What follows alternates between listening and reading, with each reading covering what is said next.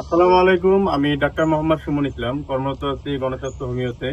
আমরা হ্যানিম্যানের আবিষ্কৃত হোমিওপ্যাথিতে ট্রিটমেন্ট করে থাকি, তার আবিষ্কৃত it the patient not the disease ভিত্তিতে। তো আমরা অন্যদের থেকে কেন ব্যতিক্রম ধর্মী? আমরা হচ্ছে একটু মানুষের ফুল বডি মানসিক এবং শারীরিক লক্ষণ মিলিয়ে ট্রিটমেন্ট করে থাকি। আমরা এই জন্যই ক্যান্সারে সাকসেস যে অন্য প্যাথিরা ট্রিটমেন্ট করে থাকে আপনার অর্গান ভিত্তিক। যেমন হচ্ছে আপনার যদি ফুসফুসে ক্যান্সার হয়, তারা ফুসফুস দিয়ে কাজ করে, সেখান থেকে ক্যান্সারের সারিয়ে তোলার চেষ্টা করে। পরে কি হয়, পরবর্তীতে আবার ওই অর্গানই অথবা অন্য কোনো অর্গানই ফিরে আসে।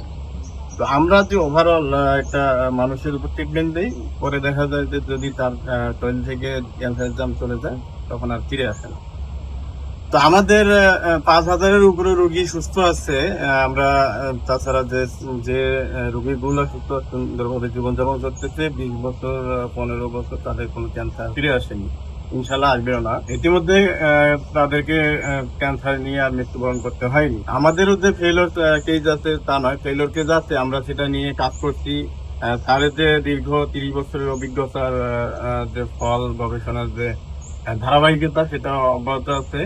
হ্যাঁ, আমাদের যে ডক্টরদের যে কম্বিনেশন বিভিন্ন প্যাথি থেকে, অ্যালোপ্যাথি হোমিওপ্যাথি থেকে যে কম্বিনেশন, আমরা রিসার্চ অব্যাহত আছে। আমরা প্রতি মাসে নাই এবারেও আসছি সুন্দরবনে ঘুরতে।